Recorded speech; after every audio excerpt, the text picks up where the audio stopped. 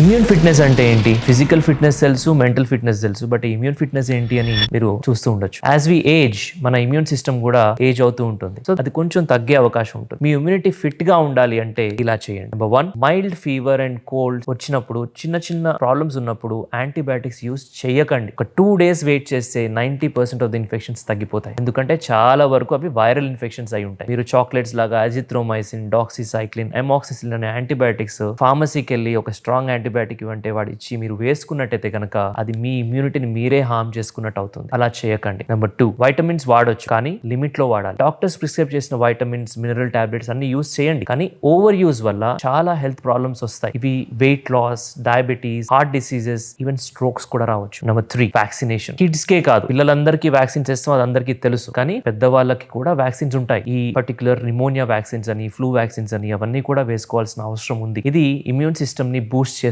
చాలా మంది అనుకునే విధంగా ఏదో ఇమ్యూనిటీని డౌన్ చేస్తుందని మాత్రం అనుకోకండి, అలవాటు అయిపోతుంది అనుకోకండి. అది మీ ఇమ్యూన్ సిస్టమ్ ని బూస్ట్ మాత్రమే చేస్తుంది. దానివల్ల అది ఇంకా బాగా పనిచేస్తుంది. ఎస్పెషల్లీ మీకు BP, sugar, diabetes, heart disease, lung disease, ఇక వేరే ఇతర జబ్బులు ఏ ఉన్నా సరే, లేదా ఏ జబ్బు లేకుండా మీ వయసు 50 దాటినా సరే మీరు వ్యాక్సిన్ కి అర్హులవుతారు. అంటే వ్యాక్సిన్ వేయించుకోవచ్చు. ఏ ఏజ్ గ్రూప్ అయినా సరే వ్యాక్సిన్ అనేది చాలా ముఖ్యం. అది ఫ్లూ వ్యాక్సిన్, న్యూమోనియా వ్యాక్సిన్, ఇంకా షింగిల్స్ వ్యాక్సిన్, ఇలా చాలా ఉన్నాయి. నెంబర్ 4, ఫిజికల్ యాక్టివిటీ చాలా important. It's everything. Physical activity ఎక్కువ చేస్తే మన ఇమ్యూన్ సిస్టమ్ కూడా అలానే బూస్ట్ అవుతూ ఉంటుంది. సో డైలీ వాకింగ్ లేదా ఎక్సర్సైజ్ అనేది చేయడం చాలా ముఖ్యం. ఇది పాటించండి. Tip number 5, stay safe from pollution. Outdoor pollution అని గుర్తొస్తుంది మనకి. పొల్యూషన్ అనగానే అంటే వెహికల్స్ నుంచి, బిల్డింగ్స్ నుంచి, లేదా రోడ్ మీద ఉన్న డస్ట్ నుంచి వచ్చే పొల్యూషన్. అది ఒకటే కాదు, ఇండోర్ పొల్యూషన్ కూడా చాలా డేంజరస్. యాక్చువల్లీ ఇండోర్ పొల్యూషన్ ఎక్కువ కామన్ మన కంట్రీలో. మనం ప్రతి రూమ్ నుంచి డిఫరెంట్ కైండ్ ఆఫ్ స్మెల్ వస్తుంది. వి యూజ్ ఎయిర్ ప్యూరిఫైయర్స్, వంట గదిలోంచి ఒక స్మెల్, దేవుడి గది నుంచి ఒక స్మెల్, అగర్బత్తీస్, సాంబ్రాని, ఇవన్నీ చూసుకుంటే ఇండోర్ లో మనం క్లోజ్ రూమ్స్ లో ఉండే పొల్యూషన్ చాలా ఎక్కువ. ఇది